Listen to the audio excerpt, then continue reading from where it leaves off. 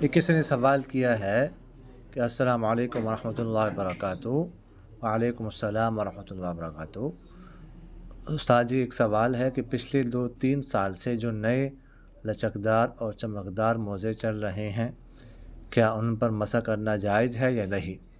اگر جائز ہے تو کس وجہ سے علت کیا ہے، اور اگر ناجائز ہے تو کس وجہ سے علت کیا ہے؟ اور اگر فتویٰ جواز پر ہو تو کیا بلا کراہت مسح کرنا جائز ہے؟ وضاحت فرما دیجیے۔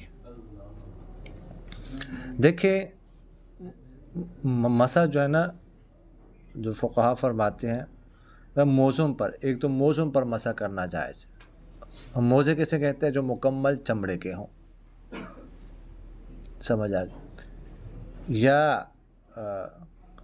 ایسی جراب جو مجلد ہو، یعنی اوپر نیچے ان کا کیا ہو، چمڑا ہو، یا منعل ہو کہ نیچے جو حصہ ہے اس میں کیا ہو، چمڑے کا ہو، یا ایسی جرابیں ہوں جن میں 3 باتیں جو فقہا نے 3 شرطیں لکھی ہیں وہ پائی جاتی ہوں۔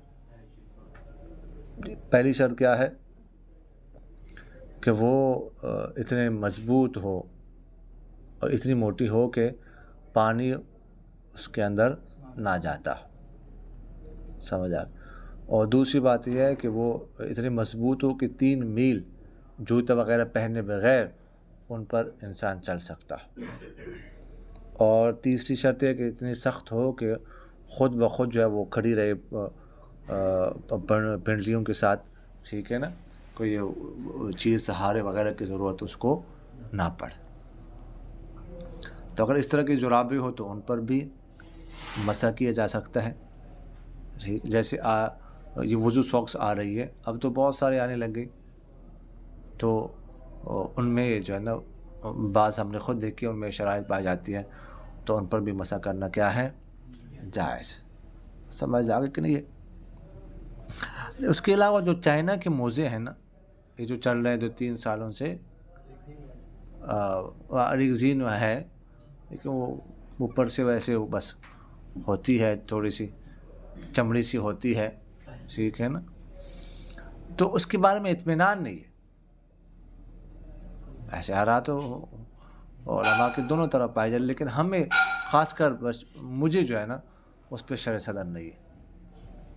تو میرا مشورہ یہ ہے کہ ان پر جو ہے وہ نہیں کرنا چاہیے مسح، اس لیے کہ میں نے آپ سے عرض کیا کہ موزے وہ جو چمڑے کے ہوں، اگر کوئی نائلون یا اون کے وغیرہ موزے ہو تو ان پر بھی مسح جائز نہیں ہے۔